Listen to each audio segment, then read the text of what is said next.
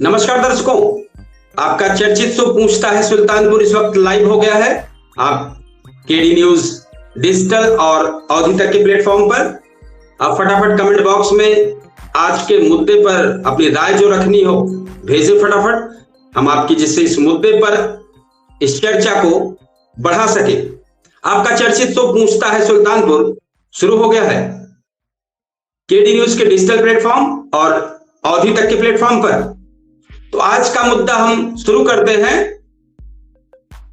आज पूछता है सुल्तानपुर में हम जिस मुद्दे पर बात कर रहे हैं वो सिर्फ सुल्तानपुर या उत्तर प्रदेश का नहीं बल्कि पूरे देश का सवाल है। मुद्दा है बेरोजगारी दर कब कम होगी और युवाओं को अस्थायी रोजगार कब मिलेगा, आखिर कब बदलेगा हिंदुस्तान। एक शेर है, नया एक रिश्ता पैदा क्यों करें हम, नया एक रिश्ता पैदा क्यों करें हम, बिछड़ना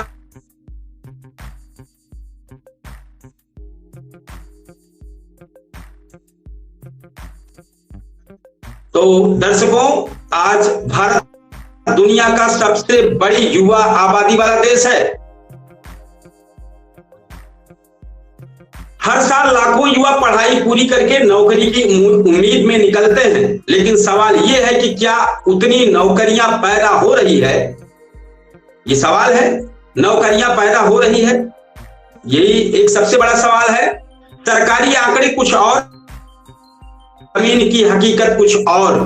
गांव से लेकर शहर तक पढ़े लिखे युवा या तो प्रतियोगी परीक्षाओं की तैयारी करते करते उम्र निकाल दे रहे हैं या फिर मजबूरी में छोटी मोटी नौकरी कर ले रहे हैं।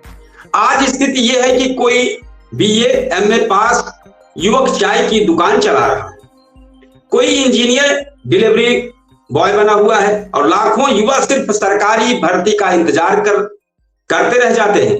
सवाल उठता है कि आखिर समस्या कहां है। एक शेर है, उजाले अपनी यादों के हमारे साथ रहने दो, उजाले अपनी यादों के हमारे साथ रहने दो, न जाने किस गली में जिंदगी की शाम हो जाए। ये चर्चित शेर है, अच्छे शायर ने लिखी है। अब हम एक बार फिर उसी पर आते हैं, सरकारी भर्ती का इंतजार करते रह जा रहे हैं। सवाल उठता है कि आखिर समस्या कहां है। तो पहली बात हम आपको बता रहे हैं, पहली बात, सरकारी नौकरियां सीमित हैं लेकिन उम्मीदें करोड़ों युवाओं की है। दूसरी बात, प्राइवेट सेक्टर में अस्थायी रोजगार कम और कॉन्ट्रैक्ट जॉब ज्यादा हो गई है। तीसरी बात, स्किल और शिक्षा के बीच बड़ा गैप है। सरकारी योजनाओं की घोषणा करती है, स्टार्टअप, स्किल डेवलपमेंट, आत्मनिर्भर भारत, लेकिन जमीन पर इन योजनाओं का फायदा कितने युवाओं तक पहुंचता है, यह भी एक बड़ा सवाल है। आज जरूरत सिर्फ नौकरी देने की नहीं बल्कि रोजगार पैदा करने की नीति की है। छोटे उद्योग, स्थानीय रोजगार, कृषि आधारित उद्योग और स्टार्टअप को मजबूत करना होगा। अगर युवाओं को सही दिशा, सही स्किल और सही अवसर मिले तो यही युवा देश की सबसे बड़ी ताकत बन सकते हैं। लेकिन जब युवा ही निराश हो जाए तो समाज और देश दोनों कमजोर हो जाते हैं। मुनव्वर राणा एक शेर लिखते हैं इसी पर, हमारे शहर में कोई भी रोजगार नहीं, हमारे शहर में कोई भी रोजगार नहीं, हमारी उम्र गुजरती है इंतजार में अब। इसलिए आज पूछता है सुल्तानपुर, बेरोजगारी कब कम होगी, युवाओं को अस्थायी रोजगार कब मिलेगा और आखिर में एक सवाल है, कब बदलेगा हिंदुस्तान। आप भी अपनी राय जरूर दें क्योंकि लोकतंत्र में जनता की आवाज ही सबसे बड़ी ताकत है। मैं आपका होस्ट कपिल देव शुक्ल और आपका चर्चित शो पूछता है सुल्तानपुर लाइव शो हो गया है केडी न्यूज के डिजिटल प्लेटफॉर्म पर और अवधि तक के डिजिटल प्लेटफॉर्म पर। फटाफट आप इस मुद्दे को लेकर आप लोग अपनी जो राय हो कमेंट बॉक्स में भेजें। हमारे दो मेहमान यूसुफ शाह और एक और कोई है, वो जुड़ने का प्रयास कर रहे थे लेकिन किन्हीं कारणों से नहीं जुड़ पा रहे हैं। आप प्रयास कीजिए जिससे इस कार्यक्रम में आप जल्द से जल्द ज्वाइन हो और चर्चा का विस्तार किया जाए। अभी हम आपको अपने इस कार्यक्रम के बारे में जानकारी दे रहे थे कि आज का मुद्दा क्या है, तो फटाफट हमारे इस कार्यक्रम में जुड़े। हमारे मेहमान के तौर पर हमने कई लोगों को ज्वाइन लिंक भेजा है, जिसमें यूसुफ साहब जुड़ने की कोशिश कर रहे थे, किन्हीं कारणों से नहीं जुड़ पा रहे हैं, और एक और जुड़ने का प्रयास कर रहे थे कोई, लेकिन किन्हीं कारणों से नहीं जुड़ पाए। आप प्रयास कीजिए और हमारे कार्यक्रम में शामिल होइए। ये सुल्तानपुर का सबसे चर्चित तो चल रहा है पूछता है सुल्तानपुर, केडी न्यूज के डिजिटल प्लेटफॉर्म पर और अवधि तक पर। हम अपने सभी दर्शकों, अपने फेसबुक पेज के सभी फॉलोअर से एक रिक्वेस्ट है कि फटाफट आप कमेंट बॉक्स में अपनी राय इस मुद्दे पर जो आपकी चर्चा में शामिल होना चाह रहे हो। हमारा फोन नंबर इस वक्त लाइव है 9415739288। इस लाइव कार्यक्रम में अगर किन्हीं कारणों से आपका लाइव नहीं हो पा रहे तो आप फोन द्वारा लाइव हो, इस कार्यक्रम में चर्चा में शरीक हो, जुड़े। हमारा नंबर एक बार फिर नोट करें 9415739288। पूछता है सुल्तानपुर लाइव शो में ओपन है, आप फटाफट फोन करें, इस मुद्दे में शामिल हो। और ज्वाइन करने के लिए हमने कई मेहमानों को ज्वाइन लिंक भेजा है। 2 मेहमान काफी लगातार प्रयास कर रहे हैं, नेटवर्क की प्रॉब्लम की वजह से ज्वाइन नहीं हो पा रहे हैं। और अगर हमारी आवाज जा रही हो तो वो फटाफट ज्वाइन करें, जिससे हम कार्यक्रम को आगे बढ़ा सकें। जो आज की चर्चा है वो मैं बार बार कह रहा हूं, इसी पर चर्चा कर रहा हूं कि आज का युवा, एक जानकारी दे दें कि जो आज की अपडेट है, भारत दुनिया का सबसे बड़ा युवा आबादी वाला देश है और हर साल लाखों युवा पढ़ाई पूरी करके नौकरी की उम्मीद में निकलते हैं। लेकिन सवाल यह है कि क्या उतनी नौकरियां पैदा हो रही है? सरकारी आंकड़े कुछ और कहते हैं और जमीन की हकीकत कुछ और कहती है। कल सुल्तानपुर जनपद की कुछ खबरें हम नहीं बता पाए थे और इतिहास के पन्ने में क्या था कल की जानकारी हम नहीं दे पाए थे। इस कार्यक्रम में हम आज बता रहे हैं कि कल जो दिन था 3 मार्च, इतिहास के पन्ने में किस रूप में दर्ज है वो हम जानकारी दे दें। 3 मार्च को दिन जो है इतिहास में कई महत्वपूर्ण घटनाओं के लिए दर्ज है। आइए जानते हैं 3 मार्च की प्रमुख ऐतिहासिक घटनाएं क्या क्या है। 1931 में भारत और ब्रिटेन के बीच गांधी इरविन समझौता हुआ है। एक बार फिर से प्रयास करें, क्योंकि जब आप प्रयास कर रहे होते हैं तो महात्मा गांधी और तत्कालीन वायसराय लॉर्ड इरविन के बीच गांधी इरविन समझौते के रूप में तय हुई थी, जिसके बाद सविनय अवज्ञा आंदोलन को स्थगित किया गया था। यह 3 तारीख का है, महत्वपूर्ण मोड़ है।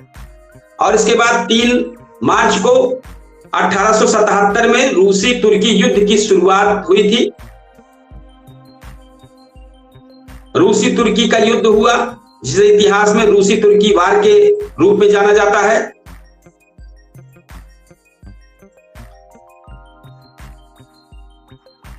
ये 3 तारीख का हम आज के इतिहास के में क्या है, इतिहास के पन्नों में क्या है आज।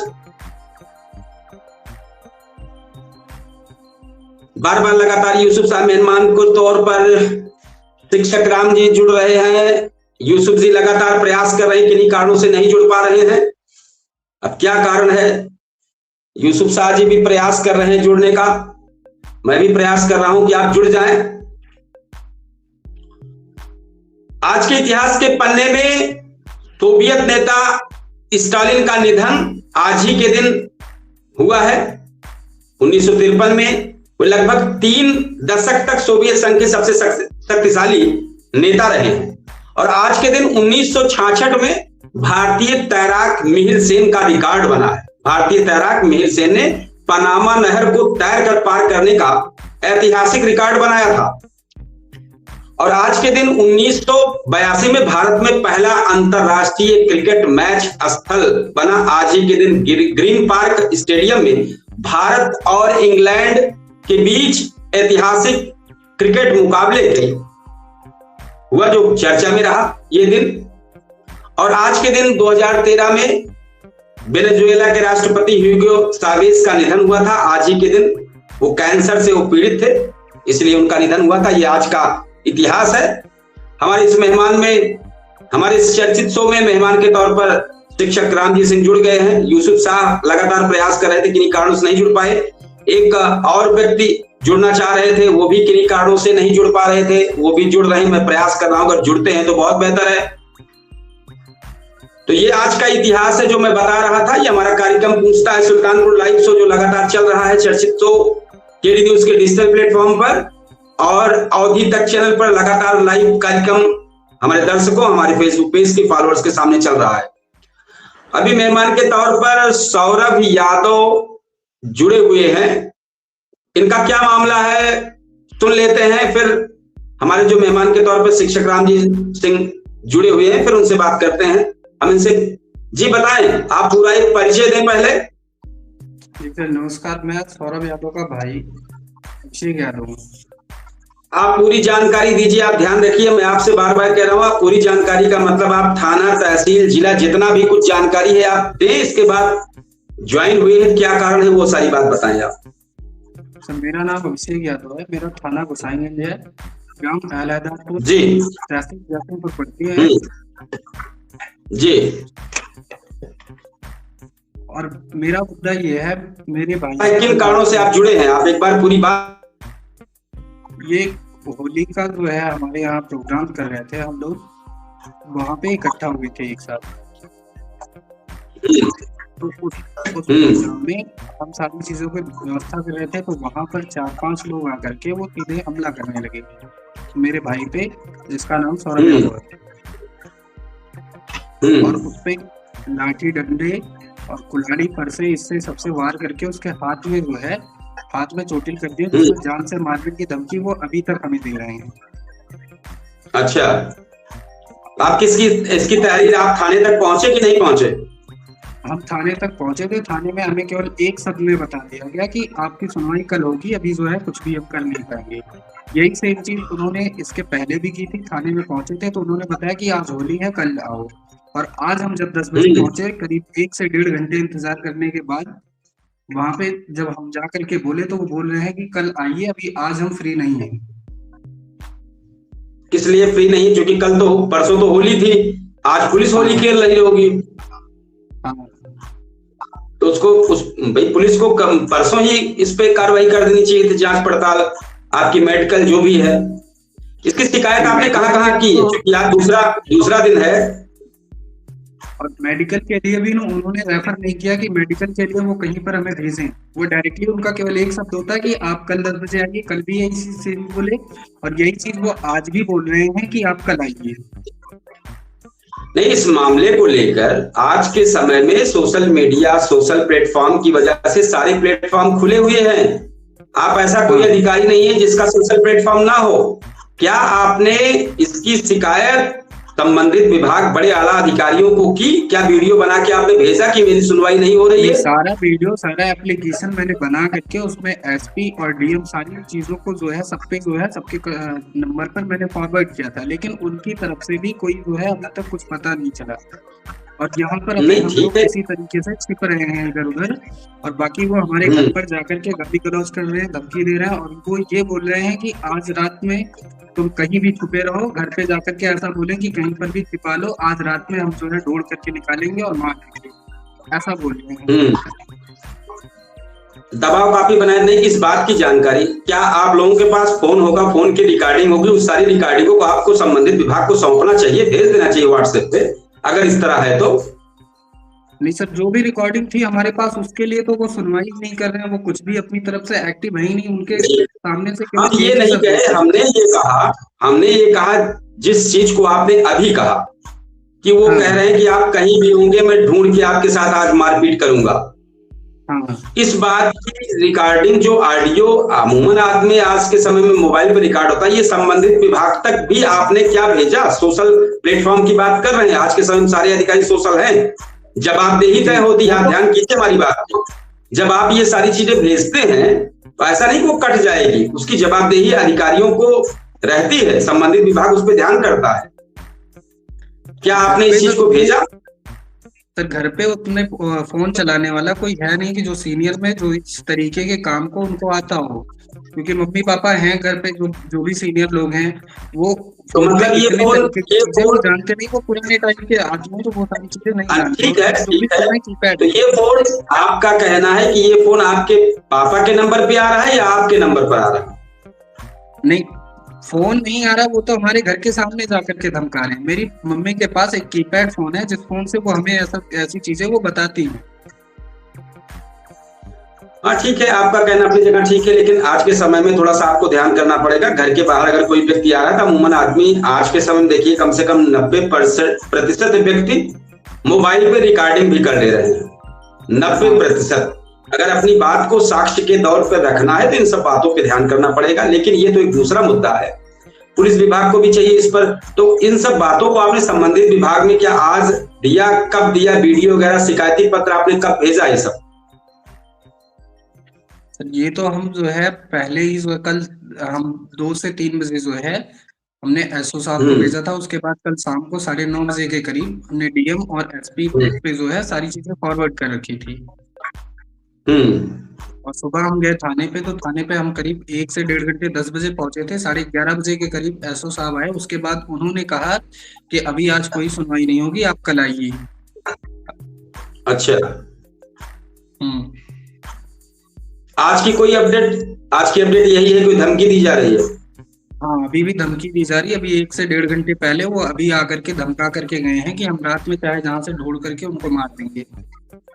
अच्छा, इस बात की जानकारी आपने संबंधित विभाग को दी? सर अभी तो कोई जानकारी नहीं दी, अभी तो 1-1.5 घंटे पहले फोन आया था हमारे पास।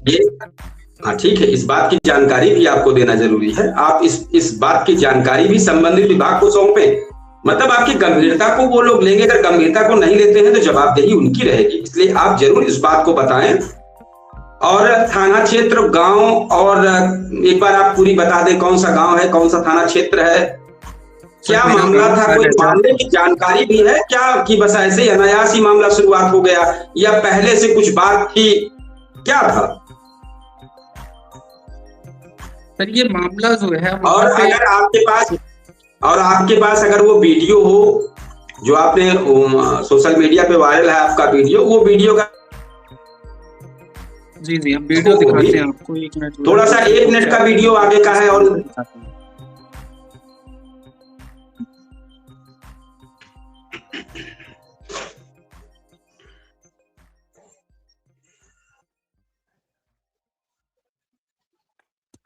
चलिए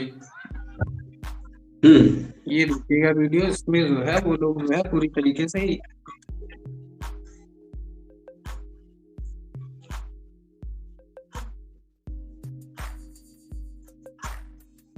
ऑडियो इसकी गायब है। ठीक है, ये मारपीट के दौरान है, ये ना, इसलिए ऑडियो को हमने जो है अभी कम कर नहीं। ठीक है, ठीक है, ठीक है। ये होली के दिन का प्रकरण है ये? जी, होली के दिन का लगभग 9 बजे का ये है। तब से अभी तक पुलिस कार्रवाई नहीं कर रही, कुछ भी नहीं कर रही है? नहीं, तब से पुलिस ने कुछ भी नहीं किया है। यहाँ तक कि मेडिकल के लिए भी किसी को नहीं भेजा कि मेडिकल करवा लो पहले। अच्छा, मेडिकल भी अभी तक नहीं हो पाया है, ऐसे कैसे पड़ा है इस बार? तो आप यहाँ के जिला अधिकारी और एसपी, चूंकि एसपी यहाँ की काफी बेहतर है, उनका कार्यशैली बहुत बेहतर है, पुलिस अधीक्षक चारू निगम का एक्शन भी बेहतर है, क्या उनसे अपील करना चाहेंगे यहाँ के जिला अधिकारी और एसपी से, चूंकि आपने वहां तक मैसेज भी डाला है, क्या कहना चाहेंगे? हम बिल्कुल अपील करना चाहेंगे इसके लिए कि हमारे जो है जो भी हो उसमें जो है उनको जो भी हो सके उनको कार्रवाई की जाए, क्योंकि वो लोग जो है अपनी तरफ से जो है हमेशा से वो ऐसे ही बहुत पुराने टाइम से ऐसे चल आ रहा है। उन पे काफी सारे मुकदमे हर 6 महीने में, 1 साल में ऐसे मुकदमे चलते आ रहे हैं, और वो बोल रहे हैं कि इतने मुकदमे तो हैं ही, एक और दे लेंगे, कर लेना जो करना हो, ऐसे जा करके धमका रहे हैं। अच्छा, हाँ नहीं ठीक है, तो मतलब आप जिला अधिकारी और एसपी साहब से अपील ये कर रहे हैं जल्द से जल्द उन जिनको आप आरोपित किए हैं जल्द से जल्द जो भी हो सके पकड़े वो जाएं, कार्रवाई करें। जिससे आपका भय दूर हो और कार्रवाई भी होनी चाहिए।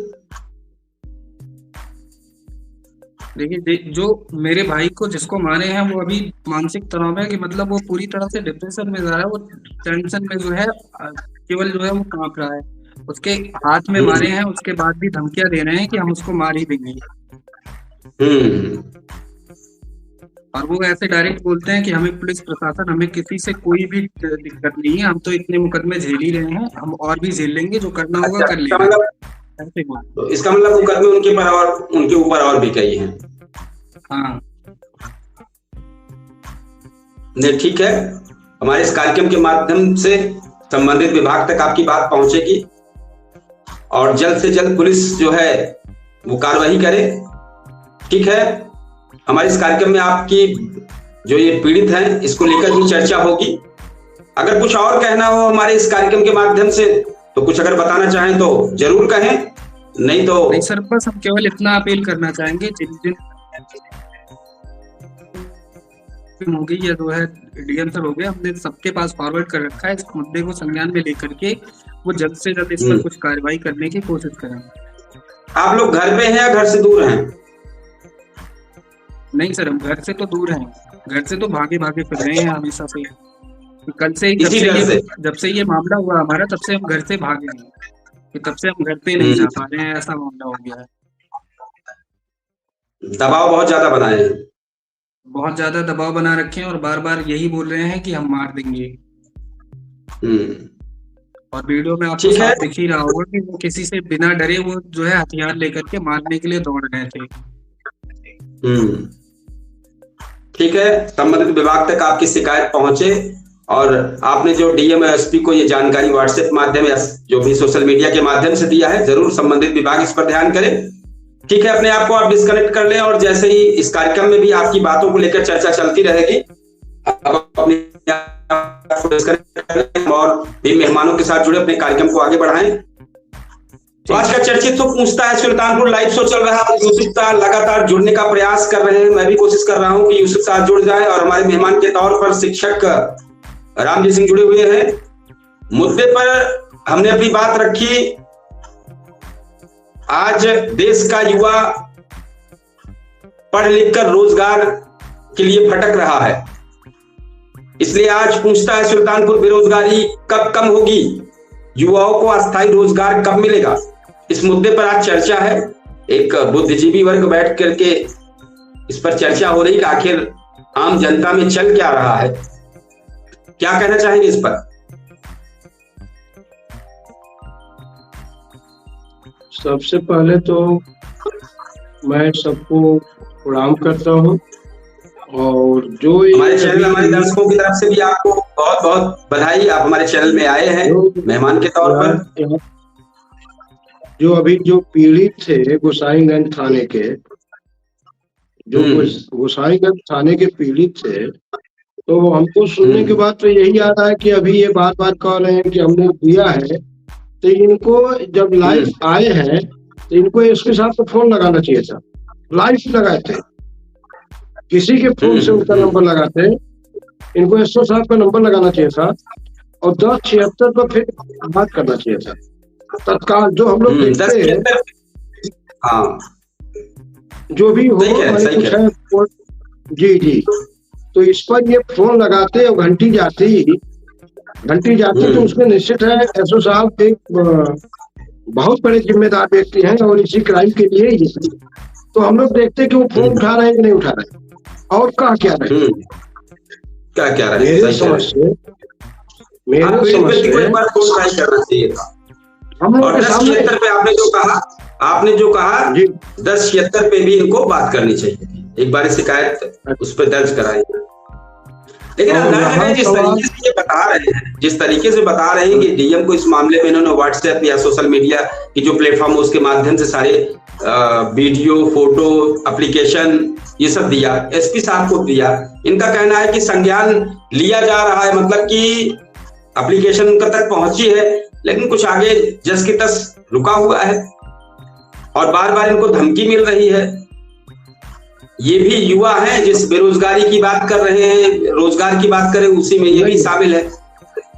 हम इनके इस बात से, जब ये इस प्लेटफॉर्म पर आए तो ये तो मैं चाहता हूँ मेरे सामने फोन करते, इनको फोन करना चाहिए, इनको एसओ साहब को फोन करना चाहिए। नहीं, अगर ये नहीं करते, इनका फोन करते और नहीं उठाते तो हम लोग तत्काल, हम लोग खुद प्रयास करके इनके उपाध्याय जी को बात करते कि ये क्या मामला है। आप तो जन सुराज की बात करते हैं, आप तो दरबार लगाते हैं, आप तो जनहित की बात करते हैं, और आप ही के क्षेत्र का कोई व्यक्ति बहुत पीड़ित है, या हो सकता है उनके, अब इनके क्षेत्र का हो, या एमएलसी साहब को ये फोन करते हैं। किसी को भी फोन करके आपको इनको बताना चाहिए कि भाई देखिए एमएलसी साहब ऐसी ऐसी स्थिति हमारे ऊपर है। डीएम साहब को फोन कर कोई तो घंटी उठाता, हो जाता तो कोई घंटी उठाता और उसको ये वायरल करते, तो ये समझ में आता कि हाँ ये एप्लीकेशन दे करके गए थे और वहां पर ऐसा हुआ। हमें तो नहीं लगता इनको रिसीविंग में मिला हो। नहीं, आप सही कह रहे हैं, असल में सही कह रहे हैं, असल में ज्यादा जानकारी का भी है, लेकिन 10 क्षेत्र जो आपने भी वो नंबर बोला, इस पर भी इनको जरूर शिकायत करनी चाहिए। और कभी कभी थोड़ा सा अंदर में डर भी रहता है कि कौन फोन करे, फोन करने के बाद हमारी बात बिगड़ जाएगी, हमारी सुनवाई ना हो, ऊपर से हम पीड़ित है, हम ही को डांटा जाए, ऐसे आम जनता की थोड़ी सी भावना। नहीं, मैं बता रहा हूँ कि कहा जाता है कि जिंदगी भर का लक्ष्मण पहलवान हो जाता है। जब तक एक तो हम मार खाए हैं, हम वहां से भी 4 बार सुन लेंगे जी, लेकिन हमें पूरा विश्वास है कि हम किसी तरह से अपना डायरेक्ट फोन एसपी साहब को करेंगे, किसी भी तरह से। तो हमें 100 में 100% विश्वास है कि तुरंत मेंटेन हो जाएगा, इतना मुझे विश्वास, मेरा खुद का आइटम नहीं। तो इसलिए मैं चाहता था कि आपके स्टूडियो में पिछले समय वो बताए, अगर वही एसपी साहब को बताते, एसपी ऑफिस में बताते, तो निश्चित रूप से कार्रवाई। और डर के भागना कि वो लोग मार डालेंगे, वो लोग मारेंगे, तो कहीं ना कहीं कौन ऐसी ये गलती किए हैं, केवल होलिका जला दिए तो लोग मारने पर आमादा हो गए। भाई केवल होलिका जला दिए, बात कुछ और, तो लोग मारने पर बात कुछ और भी है टसल में, और बात यहाँ कुछ और निकली है। ये कहीं ना कहीं मतलब कि जो सच्चाई जिसने मार की है उसका कुछ रंजिश बस कुछ और रहा होगा, और मौका तलाश रहा था कि मुझे कुछ, ऐसे आदमी कहता ना, कुछ मिल जाए ऑर्डर। भाई कोई कितना हूँ किसी के ऊपर मुकदमा हो, अगर वो दूसरी वारदात अगर करता है तो उसके सामने कोई निश्चित रूप से गंभीर मामला होगा, उसको गंभीर मामला। नहीं तो मुकदमा से जितना लोग कहते हैं कि हम नहीं डरते हैं, जब तारीख पड़ती है ना तो अच्छे अच्छों को हमने देखा है, उसका ऊपर की सांस ऊपर और नीचे की सांस नीचे हो जाती है। 2-2 घंटे वहीं कटघरे में खड़ा होना पड़ता है, इतना आसानी से केस नहीं। 10 बजे लोग पहुंचे, 3 बजे पुकार होता है। तो ये खुल करके बात करते, थोड़ा सा संबंधित इनको फोन करना चाहिए था जरूर जी, इनको फोन करना चाहिए था यशो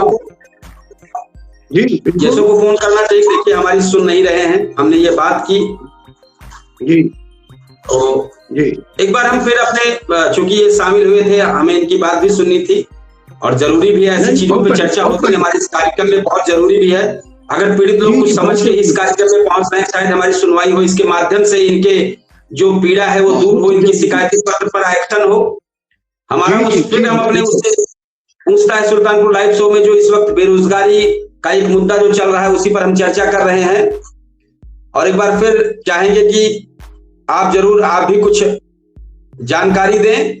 आज का जो मुद्दा है वो आज का मुद्दा है कि बेरोजगारी दर कम कब होगी और युवाओं को अस्थायी रोजगार कब मिलेगा, आखिर कब बदलेगा हिंदुस्तान, पूछता है सुल्तानपुर। असल बात ये कभी नहीं बदलेगा, रोजगार के मुद्दे पर कभी नहीं, जल्दी बदलेगा नहीं। केवल घोषणा, केवल लक्ष्यदार भाषण, केवल लक्ष्यदार योजना अगर जब धरातल पर उतरेगी, ये योजनाएं धरातल पर उतरेगी तब न लोगों को रोजगार मिलेगा। जब योजनाएं धरातल पर उतरेगी तब रोजगार मिलेगा। रोजगार के अवसर के लिए तो अच्छा आदमी बाहर जाता है, अब दिल्ली बम्बई जाता है, कलकत्ता जाता है कमाने के लिए, तो जो उद्योग धंधे वहां पर है, अगर वो उद्योग धंधे यहाँ पर होते तो बाहर जाने की क्या जरूरत।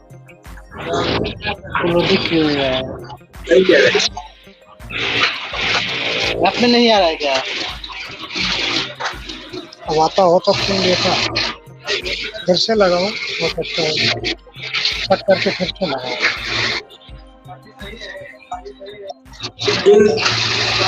हेलो, हमारे शिक्षक नेटवर्क की प्रॉब्लम होने की वजह से हमारे शिक्षक रामजी सिंह का नेटवर्क प्रॉब्लम हुआ है और हमारा एक कार्यक्रम लगातार चल रहा है, पूछता है सुल्तानपुर लाइव शो, जिसमें हम मुद्दे पर बात कर रहे हैं।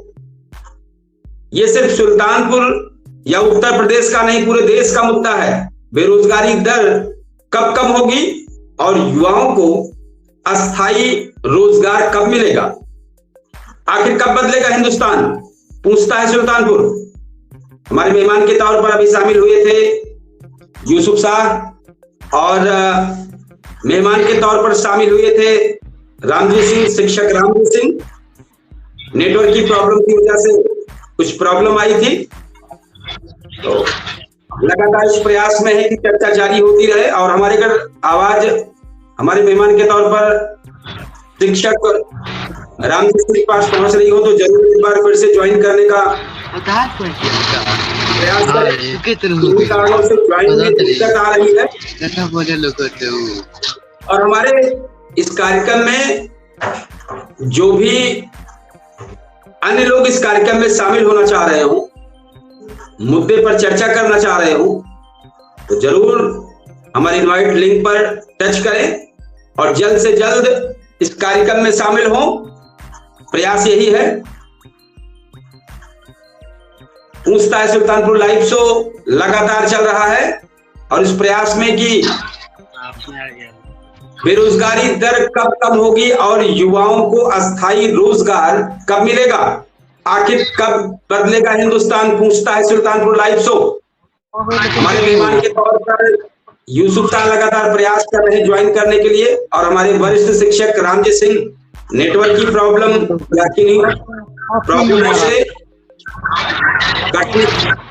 नेटवर्क की प्रॉब्लम से वो लग रहे हैं। एक बार हम फिर प्रयास करेंगे कि जरूर जुड़े। अगर हमारी आवाज जा रही हो तो जरूर वो एक बार इस कार्यक्रम में ज्वाइन हो, जिससे हम इस कार्यक्रम को आगे बढ़ा सके।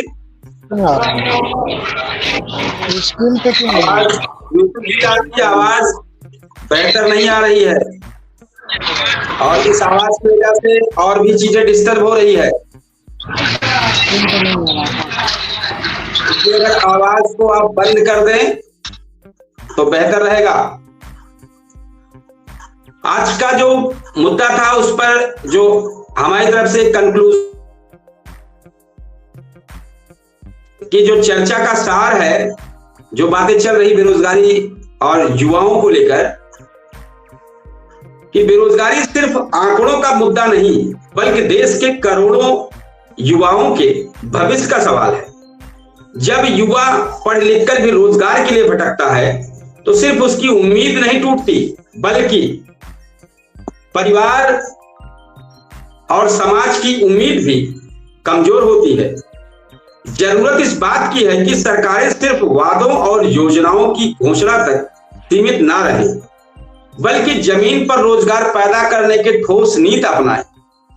छोटे उद्योग,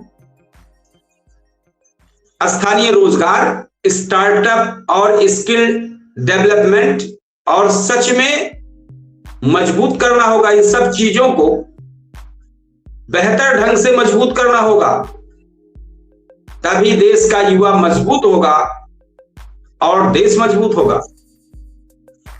इसी सब सवालों के साथ ये हमारा कार्यक्रम पूछता है सुल्तानपुर बेरोजगारी दर कब कम होगी युवाओं को अस्थायी रोजगार कब मिलेगा और आखिर कब बदलेगा हिंदुस्तान, इस पर आप अपनी राय कमेंट बॉक्स में फटाफट भेजें, जिससे इस कार्यक्रम में चर्चा की जा सके। और हमारे पास अभी इतिहास के पन्नों में हमने आज की जानकारी दी है। आज सुल्तानपुर जनपद में टॉप की जो खबरें हैं उनको भी हम बताएंगे। आज सुल्तानपुर जनपद की टॉप की खबरें क्या है, साथ ही चूंकि कल होली थी तो होली को लेकर आज भी कई जगहों पे लोग मिल रहे हैं, गले मिल रहे हैं। कल होली थी, होली कुमार में एक कविता है करे जब पांव खुद नर्तन, समझ लेना कि होली है, हिलोरे ले रहा हो मन, समझ लेना कि होली है, किसी को याद करते ही अगर बजते सुनाई दे, कहीं घुंघरू कहीं कंगन, समझ लेना कि होली है। गुलाबी हो गई आंखें, महकने लगे हो आंचल, किसी के नाम का सावन, समझ लेना कि होली है। न गुस्सा हो न सिकवा हो, न कोई बैर बाकी हो, मिले जब दिल से दो दुश्मन, समझ लेना कि होली है। उड़े जब रंग रिश्तों में, घुले जब रंग रिश्तों में, घुले जब प्यार की खुशबू, बने हर चेहरा दर्पण, समझ लेना कि होली है। बजे जब ढोल मस्ती का, बजे जब ढोल मस्ती का, थिरक उठे गली आंगन, ना रहे कोई भी अनबन, समझ लेना कि होली है। यह पंक्ति जो लिखी गई है प्रायः लोक शैली में सुनाई जाती है। कवि कुंवर बेचन से ये जोड़ी जाती है, उन्हीं की ये पंक्तियां थी। और हम एक बार फिर आज बताएंगे सुल्तानपुर जनपद की जो टॉप की खबरें हैं उनको हम आपको बताते हैं, और हम अपने मेहमानों से एक बार फिर कहेंगे जरूर ज्वाइन करें। आज ये कल की खबर थी, जो टॉप की खबर थी, ये ब्रेकिंग सुल्तानपुर की तरफ से। नगर के शुभांगिनी हॉस्पिटल में इलाज में लापरवाही से राजेश मिश्रा पुत्र रामकरण मिश्रा निवासी ग्राम महिलो आशापुर थाना गोसाईगंज युवक की मौत हुई है। ऑपरेशन थिएटर में जाने से पूर्व तक स्वस्थ मरीज अंदर जाते ही तबीयत बिगड़ी, ऐसा आरोप लगा है। परिजनों का आरोप है कि गलत इंजेक्शन देने से जान गई। हालत बिगड़ने पर डॉक्टर राजेश गौतम ने आस्था हॉस्पिटल रेफर कर दिया और वहां पर कुछ घंटों के बाद युवक मृत हो गया है। दोबारा शुभांगिनी हॉस्पिटल पर मरीज लेकर गए, परिजन डॉक्टर ने गेट ही नहीं खोला, ऐसा आरोप लगा है। नगर कोतवाली पुलिस ने शव को पोस्टमार्टम के लिए भेज दिया। ये कल की बात थी। और दूसरी सुल्तानपुर जनपद की जो खबर है वो हलियापुर थाना क्षेत्र में होली के दिन एक युवती ने गोमती नदी में छलांग लगा दी। घटना के करीब 24 घंटे बाद भी युवती का कोई सुराग नहीं लग पाया। पुलिस व एसडीआरएफ की टीम नदी में सर्च अभियान चला रही है। जानकारी के अनुसार हलियापुर के गोहानिया गांव निवासी मनीषा, जो इसकी उम्र लगभग 20 साल है, पुत्री रमई निषाद दोपहर आम घाट पुल से गोमती नदी में छलांग लगाई है। पुलिस और स्थानीय गोताखोरों की मदद से तलाश जारी है, लेकिन सफलता नहीं मिली है। बताया जा रहा है कि होली के दिन एक युवक द्वारा रंग लगाए जाने से आहत मां ने लड़की को डांटा, जिसके बाद लड़की ने यह कदम उठाया। थानाध्यक्ष वंदना अग्रही ने बताया है कि युवती की तलाश का सर्च अभियान नदी में चल रहा है इसको लेकर। और हम एक बार अपने दर्शकों को जो सर्च टीम चल रही है, जो वहां की फोटो है, जो फोटो उपलब्ध हुई है, उसको हम एक बार दिखाएंगे कि ये फोटो लगातार सर्च अभियान में लगी है उस पुल के पास। और दूसरी जो खबर सुल्तानपुर जनपद से है फिर इसी मुद्दे पर आ रहे हैं हम। सुल्तानपुर जनपद की जो जिस पीड़ित ने ज्वाइन किया था अभी थोड़ी देर पहले, उसी की खबर है। होली में हुई मारपीट। सुल्तानपुर जनपद के गोसाईगंज थाना क्षेत्र के अलहदादपुर मोतीगंज गांव में मारपीट का गंभीर मामला रहा सामने। सोशल मीडिया पर वीडियो वायरल हुआ है। पीड़ित के अनुसार इस मामले को लेकर शिकायत देने के बावजूद अभी तक पुलिस की ओर से कोई भी ठोस कार्रवाई नहीं हुई। पीड़ित सौरभ यादव का कहना है कि आरोपी पक्ष लगातार घर पर आकर गाली गलौज और धमकी दे रहा है। उस वीडियो में जो भेजा गया था, वो वीडियो एक बार हम फिर अपने दर्शकों को दिखाएंगे। ये मारपीट का जो वीडियो है, ये है जो पीड़ित द्वारा भेजा गया है। तो इसमें जिस तरीके से हाथ में डंडे और धारदार हथियार लिए गए हैं, इनका आरोप है कि किसी व्यक्ति को इनकी तरफ लगा हुआ है और ये सब लोग अभी भी इसके घर पर आकर मारपीट करने के लिए आमादा हैं। ऐसी शिकायत इन्होंने अभी कार्यक्रम में आकर बताई है। इनका कहना है कि डीएम और एसपी को उन्होंने सारी जानकारी दी है, लेकिन अभी तक पुलिस ने कुछ भी नहीं किया। क्योंकि कल होली था, होली की वजह से पुलिस ने टाला और आज चूंकि पुलिस होली खेल रही थी, इसकी वजह से आज को फिर कल पर टाला गया। ये मामला सुल्तानपुर का है। और दूसरी खबर है, सुल्तानपुर अधिवक्ता संघ के अध्यक्ष राघवेंद्र प्रताप सिंह व महासचिव दिनेश कुमार सिंह दुबे ने आयोजित विधिक कार्यशाला को लेकर वरिष्ठ एवं जूनियर अधिवक्ताओं की बुलाई आवश्यक बैठक आज बृहस्पतिवार यानी 5 मार्च के लिए दीवानी संघ भवन स्थित डॉक्टर राजेंद्र प्रसाद सभागार में बुलाई गई है बैठक। हमारे सुल्तानपुर जनपद की जो खबरें थी वो हम आपको बता रहे थे और एक बार फिर कार्यक्रम में फिर वापसी करते हैं। और आज युवाओं को लेकर जो चल रहा है कि बेरोजगारी को लेकर, उस पर क्या कहना चाहेंगे? हमारे वरिष्ठ शिक्षक रामजय सिंह ज्वाइन हुए हैं। नेटवर्क की प्रॉब्लम की वजह से कुछ दिक्कत आई आज इस कार्यक्रम में, क्या कहना चाहेंगे? हम ये कहना चाहेंगे कि जो हमारी शिक्षा है, प्राथमिक, जूनियर, हाई स्कूल, इंटर, तो इसमें कुछ ऐसी टेक्निकल चीजें जोड़ दी जाए। जैसे पहले हम सुने थे या पढ़े थे हम लोग कृषि एक विषय था, कृषि विज्ञान के नाम था कृषि। इसके बाद काष्ठ कला,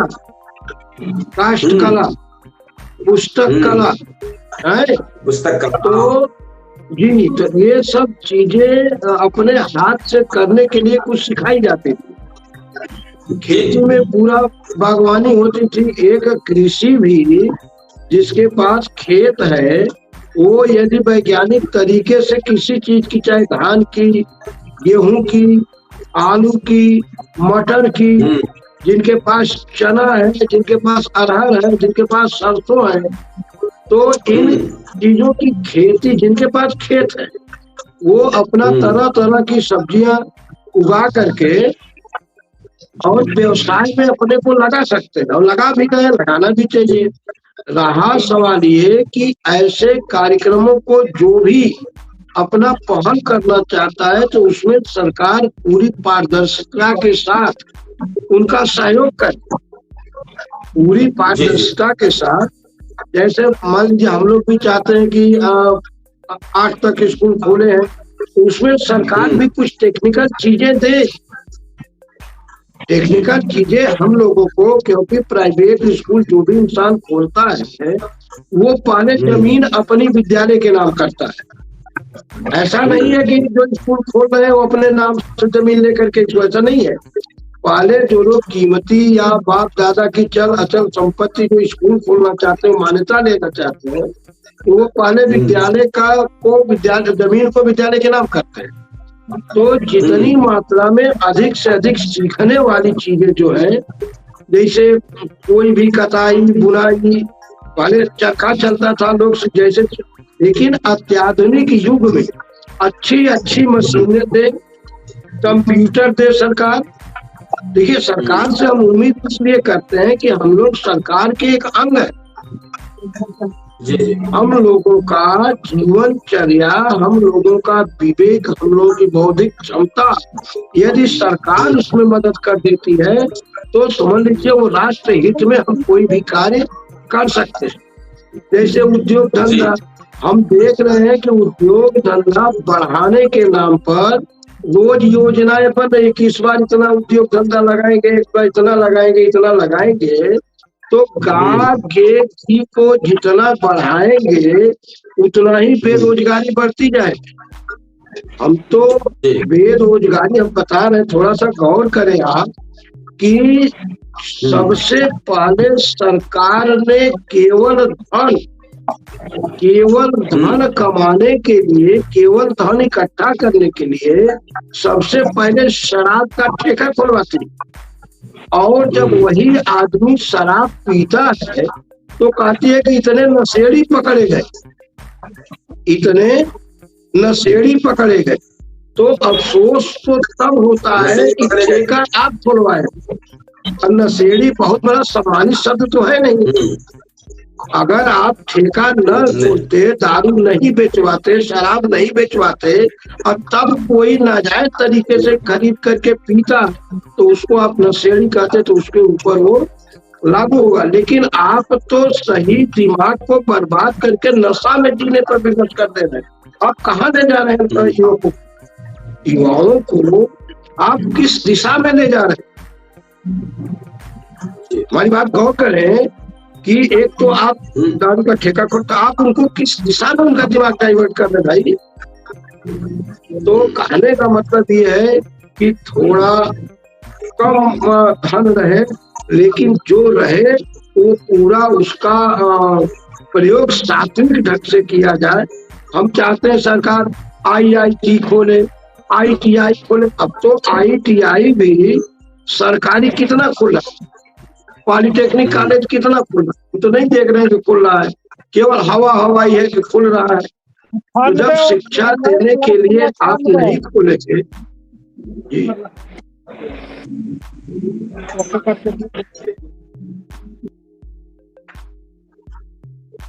जी, एक इसमें इसी मुद्दे पर जो चर्चा चल रही है, प्रतियोगी तैयारी करते करते उम्र निकल जा रही है, क्योंकि मजबूरी में छोटी मोटी नौकरी कर लेते हैं।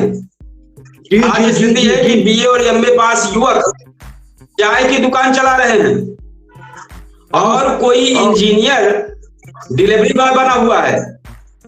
जी। लाखों युवा सिर्फ सरकारी भर्ती का इंतजार करते रह जा रहे हैं। सवाल उठता है कि आखिर समस्या कहाँ है? उनको रोजगार सरकारी नौकरियां सीमित है, सरकारी नौकरियां सीमित है, लेकिन उम्मीदें करोड़ों युवाओं की है। अब कैसे पार पाए सरकार?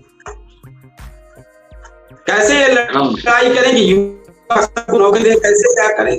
ये भी एक सवाल बनता है। भाई देखिए, संसाधन उत्पन्न करना यह जनता और सरकार दोनों की जिम्मेदारी है।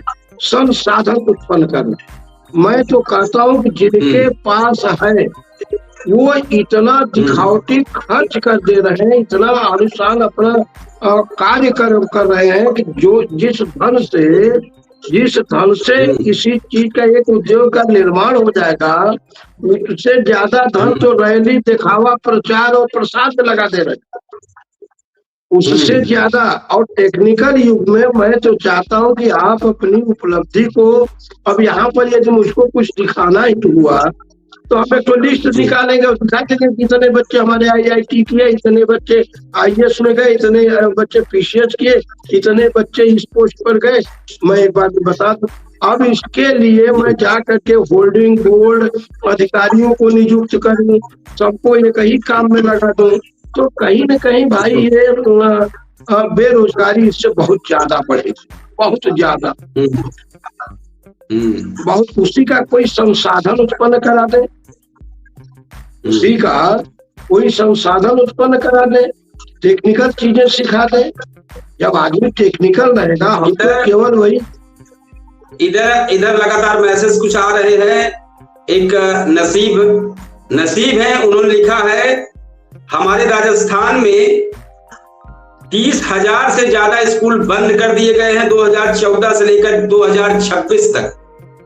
एक रिपोर्ट के अनुसार, अब एक राजकुमार के नाम से आया है मैसेज, उन्होंने लिखा है, एक रिपोर्ट के अनुसार केंद्र सरकार और राज्य सरकार के 60 लाख से ज्यादा नौकरी के पद खाली पड़े हैं।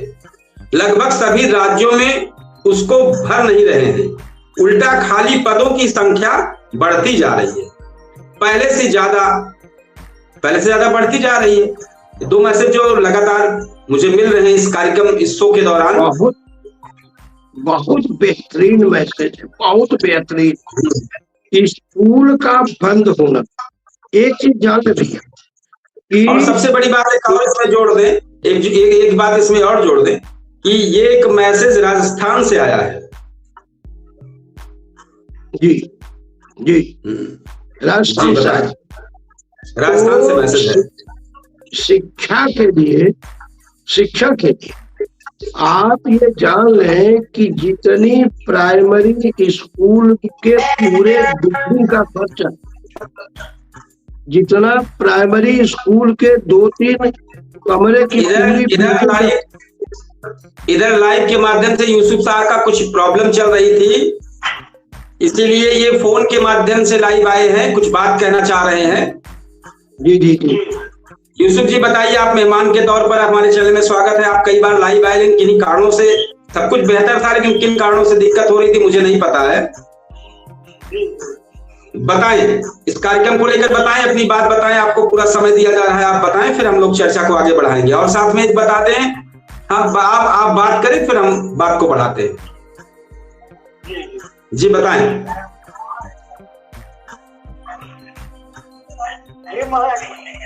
ग्राम पंचायत गोपालपुर जी ब्लॉक थाना दोस्तपुर तहसील जयसिंहपुर जनपद सुल्तानपुर का निवासी हूँ। मैं बेरोजगारी पर कुछ कहना चाहता हूँ। कहिए, स्वागत है आपका।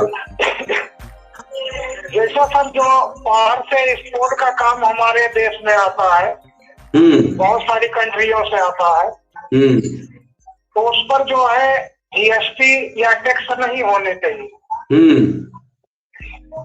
क्योंकि जीएसटी और टैक्स से जो है काम जो है कम आने लगता है, काम की कमी कर देते हैं बाहर कंट्री वाले। और हर प्रदेश में कुछ कंपनियां जो है सरकार द्वारा जो है डालनी चाहिए, इससे भी बेरोजगारी जो है कम होगी।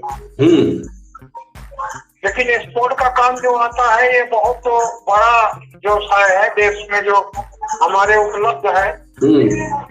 एक्सपोर्ट का जो काम किया जाता है बहुत सारे किस्म के हैं जी, तो उस पर जो है टैक्स फ्री होना चाहिए और जीएसटी जो है नहीं होना चाहिए देश के बॉर्डर पे। इस पर जीएसटी नहीं होना चाहिए, आपका कहना है? जी क्योंकि बाहर कंट्रियों को अगर ज्यादा टैक्स या जीएसटी देना पड़ता है तो वो सोचते हैं कि उतने पैसे में हमारी ही कंट्री में काम हो जाएगा, तो हम बाहर क्यों दें जी। तो इसलिए वहाँ जो है होना चाहिए ऐसा। और मैं ग्राम पंचायत गोपालपुर रास्ते के संबंध में कुछ कहना चाहूंगा। बताएं। ग्राम पंचायत गोपालपुर में वर्ष 2022 में गांव निवासी महादेव यादव द्वारा आबादी भूमि पर चल रहे सरकारी खरंजे को लगभग 15 फुट उखाड़ कर अतिक्रमण कर लिए जी, जिसकी शिकायत जो है बहुत केंद्र क्षेत्र से लेकर केंद्र तक की गई और ब्लॉक द्वारा मैं रिपोर्ट के बारे में कुछ कहना चाहूंगा। ब्लॉक द्वारा यह रिपोर्ट वर्ष 2022-25 में यह लगाई जाती है जी कि अवेदक नवाब अंसारी को दूसरा रास्ता दिया गया है। अच्छा, सिर्फ नवाब अंसारी को, जबकि वह सार्वजनिक रास्ता है। हाँ, वो सार्वजनिक रास्ता है जी। तो सिर्फ अवेदक नवाब अंसारी को बता उसमें दिया है कि नवाब अंसारी को दूसरा रास्ता दिया गया है। तो दूसरा रास्ता वीडियो साहब कहाँ से ला के दिए?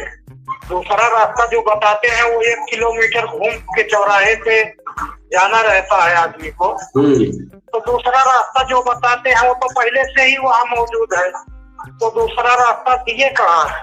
मतलब भ्रमित करने का तरीका है ये। जी जी। और अभी तक नवाब अंसारी को रास्ता दिए, बाकी प्रार्थीगण जो उस पर ग्रामीण जो है 25 से ले 25-30 आदमी तफ्ताइन है। अब देखिए इस एप्लीकेशन पे किस तरीके किया गया कि नवाब अंसारी को उसमें दिखा दिया जाए कि उनका रास्ता होगा। जो 25-30 लोग हैं उनके बारे में नहीं कहा गया है कि वो लोग किस रास्ते से जाएंगे। ये है बाबू, ये है अधिकारियों की थोड़ी सी अपनी कलम किस तरह चलाते हैं, ये आप भी परेशान हो। ये भी देखिए और साथ में ये भी अभी 2 मैसेज आए, हम जरा पढ़ दें। यूसुफ जी आप ऐसे लाइन पे बने रहे। 2-3 मैसेज हमारे पास आए हैं। गोसाईगंज का जो अलहलाटपुर का मामला है, उसमें विवेक तिवारी ने लिखा है कि घटना में अभी तक FIR ना दर्ज कर लिखना और पुलिस कार्रवाई पर ये सवालिया निशान है। अब तक इस पर कार्रवाई हो जानी चाहिए, जबकि वीडियो भी भेजा गया है सब लोगों के पास।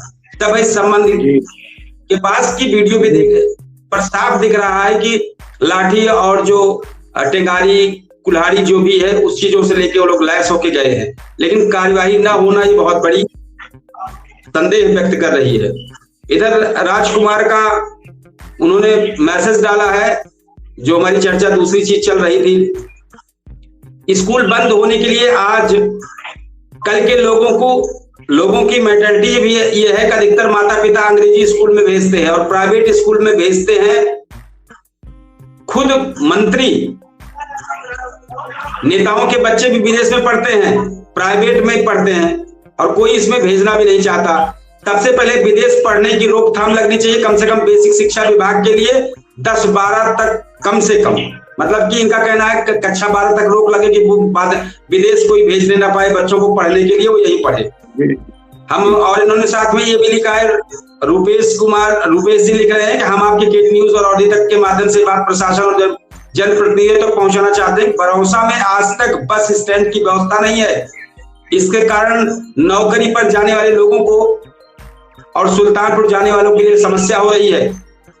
और रूपेश कुमार का एक और है, पढ़ने जाने छात्रों को रोज काफी परेशानी उठानी पड़ रही है। हमारा प्रशासन और जनप्रतिनिधियों से विनती है कि समस्या पर ध्यान देते हुए बरौसा में जल्द से जल्द बस स्टैंड बनवाने की व्यवस्था की जाए ताकि आम जनता को राहत मिल सके। बताएं यूसुफ जी, अपनी बात पूरी करें। जी सर, मैं जो है जैसे गांव के जो ग्राम पंचायत अधिकारी और वीडियो दोस्तपुर अरविंद कुमार इनसे कहना चाहते हैं कि अगर नवाब अंसारी को दूसरा रास्ता दिए हैं तो महादेव यादव को भी दे देना चाहिए। वो भी रास्ते से जाएं जिस रास्ते से नवाब अंसारी जाते हैं, क्योंकि जो रास्ता बताए हैं तो रास्ता बहुत पुराना है, लेकिन वो भी सार्वजनिक ही रास्ता है। उधर से भी महादेव यादव भी घूम के जाए बाजार में। मतलब आपका कहना है कि उस रास्ते को बंद कर दें जिससे महादेव भी और ये दोनों लोग उसी रास्ते से जाए, फिर उस रास्ते की आवश्यकता क्या है? जी सर, आप यही कहना चाह रहे हैं कि उस रास्ते को बंद ही कर दिया जाए और ये जिस रास्ते से नवाब अंसारी जा रहे हैं उसी से ये महादेव यादव भी जाए, उस रास्ते को बंद ही कर दिया जाए। हाँ, ये भी ठीक है, तब मामला सही बैठेगा। फिर ये कुल मिला के अधिकारी लोग घुमा रहे हैं, परेशान कर रहे हैं इतने आधे से ज्यादा ग्रामीणों को। वीडियो दोस्तपुर को एक रास्ता महादेव यादव को भी दे देना चाहिए। वो सबकी आबादी से क्यों होते हुए जाते हैं? दूसरी उनको भी अलग से लेके जाएंगे, ठेला लेके जाएंगे, साइकिल लेके जाएंगे और दूसरे के द्वारे उनको खड़ंजा चाहिए, लेकिन अपने द्वारे नहीं चाहिए खड़ंजा। दूसरे के दरवाजे जाने के लिए उनको रास्ता चाहिए, लेकिन अपने दरवाजे से जाने के लिए गांव के ग्रामीणों को जाने के लिए रास्ता कतई देना नहीं पसंद है उनको।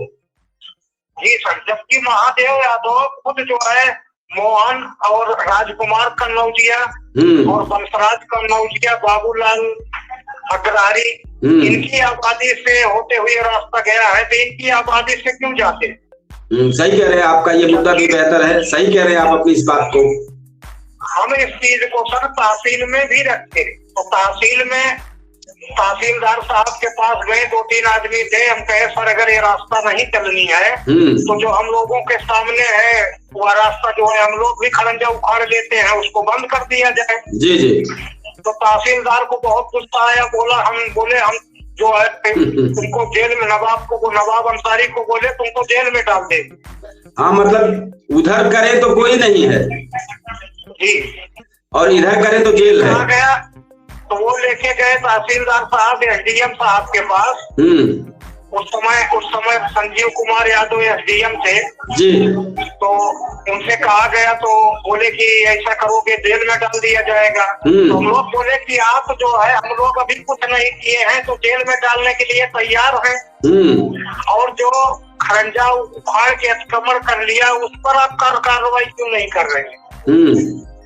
तो शिकायती पत्र पर बोले ठीक है गुरु, मैं वीडियो दोस्तपुर से उसका उस रास्ते का प्रमाण मांगता हूँ, जी जी, प्रेषित करता हूँ। नहीं ठीक है, बहुत अच्छा है। आप लोग पूरे गांव के लोग लगे हैं, रास्ता जरूर खुलेगा। अगर रास्ता नहीं खुलेगा तो रास्ता बंद ही हो जाए, तब लोगों को उसी रास्ते से किया जाए।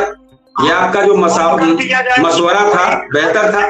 अगर सहदेव यादव अपने घर के सामने से नहीं जाने दे रहे हैं तो और लोगों के घर के सामने से क्यों जा रहे हैं? सही कह रहे हैं आप। दूसरे के घर के सामने से ठेला और साइकिल, मोटरसाइकिल क्यों लेके आ रहे हैं? कानून एक समान होना चाहिए, एक समान रूप से रास्ता होना चाहिए, एक समान रूप से लागू होना चाहिए। सही कह रहे हैं, बहुत अच्छा रहा आप कार्यक्रम में शामिल हुए। ये लोग दबंगई से अपने जो है लेके आ जा सकते हैं, बाकी दूसरा आदमी नहीं लेके जा सकता। और एक बात और है सर, जी बताएं, कि जैसे नवाब अंसारी को वीडियो दोस्तपुर ने जो रिपोर्ट लगाई है कि नवाब अंसारी को दूसरा रास्ता दिया गया है, तो व्यक्तिगत पर्सनल नवाब अंसारी को क्यों दिया गया, जबकि और भी ग्रामीण बच्चे हैं? क्या है कि उनको पर्सनल दूसरी रास्ता दिए गए हैं, वो अपराधी हैं। नवाब अंसारी को उनको दूसरा रास्ता दे दिया गया है। या फिर उनके अंदर ऐब कौन सा है, यह भी स्पष्ट करना चाहिए वीडियो दोस्तों। हाँ, सही कह रहे हैं, आप सही कह रहे हैं। आखिर उनको पर्सनल रास्ता क्यों दे रहे हैं नवाब अंसारी को? आपका सवाल वाजिब है जी। नहीं ठीक है, बहुत अच्छा रहा आप कार्यक्रम में शामिल हुए। और फिर हम चाहेंगे, आज चूंकि किसी कारणों से आप शामिल नहीं हो पा रहे थे, तो हम चाहेंगे कल फिर अपने समय पर आप जरूर इसमें कीजिएगा, शामिल होने का प्रयास कीजिएगा। जरूर चर्चा आपके माध्यम से हमारा अब कार्यक्रम हम भी समापन की तरफ लेकर जाएंगे। लास्ट में केवल कमेंट में हम चाहेंगे हमारे शिक्षक रामजी सिंह इस मुद्दे को लेकर कुछ कहें, और कोशिश हमारी ये हो रही है कि हम इस कार्यक्रम को 1 घंटे तक ही करें, इसके बाद बढ़ने ना पाए। किन्हीं कारणों से थोड़ा बढ़ जाता है, अब कोई ना कोई जुड़ता है और चर्चा है, हमारा मुद्दे पर चर्चा है तो बात बढ़ने लगती है, और बात है तो बड़ी दूर तक जाती है। तो क्या कहना चाहेंगे हमारे मेहमान के तौर पर शामिल वरिष्ठ शिक्षक रामजी सिंह? और इसी के बाद हम 2 शब्द बोले, सरकारी नौकरियां सीमित है लेकिन उम्मीदें करोड़ों युवाओं की है। प्राइवेट सेक्टर में दूसरी एक बात और भी है, प्राइवेट सेक्टर में अस्थायी रोजगार कम और कॉन्ट्रैक्ट जॉब ज्यादा हो गया है। तीसरी है, स्किल और शिक्षा के बीच में बड़ा गैप। सरकारी योजनाओं की घोषणा करती है लेकिन स्टार्टअप, स्किल डेवलपमेंट, आत्मनिर्भर भारत, जमीन पर योजनाओं का फायदा कितने युवाओं तक पहुंच रहा है, ये भी एक बड़ा सवाल है। आज से जरूरत है सिर्फ नौकरी देने की नहीं, बल्कि रोजगार पैदा करने की नहीं। छोटे उद्योग, स्थानीय रोजगार, कृषि आधारित उद्योग, स्टार्टअप को मजबूत करना होगा। अगर युवाओं को सही दिशा, सही स्किल और सही अवसर मिले तो यही युवा देश की सबसे बड़ी ताकत बन सकते हैं। लेकिन जब युवा ही निराश हो जाए तो समाज और देश दोनों कमजोर हो जाते हैं। क्या कहना चाहेंगे इसी के, आपके बोलने पे 1-2 मिनट के बाद, इसी के बाद कार्यक्रम को संपन्न करेंगे और फिर कल उसी समय पे फिर शुरुआत होगा। 2 मिनट के अंदर जो 2 पीड़ित व्यक्ति हम लोगों के सामने आए हैं, पहले तो जो यादव जी के यहाँ मारपीट हुई है, तो दरोगा जी तो बेरोजगार नहीं है, दरोगा जी बेरोजगार है, सिपाही जी बेरोजगार है। तो जब बेरोजगार नहीं है तो उसका मामला काहे नहीं देख रहे? हाँ, वही बात बोल बेरोजगार है, उस मामले को समझ रहे हैं, नहीं देख रहे हैं तो अपन कमा ले रहे हैं, काम बात छोड़ के जाए घरे बैठे दूसरे को दें, दूसरा कोई उनके जगह पर आवे, कर पा रहे हैं। उसी तरह से हमारे यूसुफ साहब जी का मामला है, बीडीओ साहब, सेक्रेटरी साहब, तहसीलदार साहब, एसडीएम साहब, ये लोग तो बेरोजगार नहीं थे लोग ना, लेकिन मारत लोग बाकी नौकरियां पाए के बाद सत्यानाश से लोग करे पहुंचा दूंगा। तो इस तरह से बेरोजगारी को बढ़ाने के लिए जो लोग कुंडली मारकर बैठ गए हैं, दोनों ही मामले पर मैं बात कर रहा हूँ, ऐसे ही लोग आने वाली युवाओं के सारे कार्यक्रमों को ये लोग एकदम लीपा पोती दबा के रसातल में करके बैठ गए। अगर मेरी बात गलत हो तो आप तो किसी भी अधिकारी भी अगर बैठता ना, देखिए हम लोग भी जब पढ़े हैं तो उस समय पढ़े हैं जब पेपर में रिजल्ट आता था, पेपर में रिजल्ट आता था, आप फर्स्ट क्लास पास होते थे और तो घर में पैसा नहीं होता था, बतासा से मुंह मीठा किया जाता था, बतासा से उस समय का पेपर में रिजल्ट निकला है। तो इन लोगों की जो मानसिकता है, हम लोग भी छोटे स्तर पर देखते हैं ना, जमीनी स्तर पर देखते हैं, एक इंसान रास्ते के लिए इतना पीड़ित है और आप घुमा देते हैं, इतना घुमा देते, कितना दिमाग रखे, आपके दिमाग का पूरा ब्यौरा तो इस व्यक्ति ने बता ही दिया कि आपने घुमा दिया।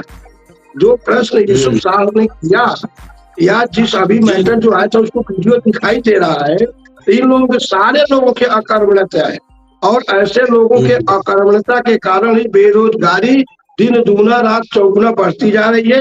हाँ, अभी तो समझदार लोग हैं जिनको अपनी पीड़ा है, जिनको इस राष्ट्र की रक्षा करना है, जिनको राष्ट्र के प्रति सचेत रहना है, जिनको एकता, अब ये दोनों मैटर विवाद का जड़ है, ये लोग विवाद बढ़ा रहे हैं, ये लोग विवाद बढ़ा रहे हैं, संबंधित अधिकारी विवाद को बढ़ा रहा है, सही कह रहे हैं, बढ़ा रहे हैं। तभी तो तहसीलदार साहब कह रहे हैं कि जेल में डाल देंगे, जेलिया बनाओ बिल्कुल पे उन्हों का खर्चा भेजवा, जेल में जाने का उनका, जेल ऐसे लोगों के लिए बनना चाहिए, जेल ऐसे लोगों को लिए बनना चाहिए जो बिल्कुल एकदम अपने कर्तव्य के प्रति बिल्कुल उदासीन है। बस यहीं से हम सबको प्रणाम करेंगे, जो मेरे मन में आता है मैं स्पष्ट बोल देता हूँ। नहीं, ठीक है, बहुत बेहतर है। और कल फिर इस कार्यक्रम की शुरुआत करेंगे, हम भी कार्यक्रम को समापन की तरफ लेकर चलते हैं। कल फिर इसी समय, इसी तेवर और कलेवर के साथ, हमारे मुद्दों के साथ पूछता है सुल्तानपुर लाइव शो आपके सामने होगा। तब तक के लिए जय हिंद, शुभ रात्रि। जय हिंद।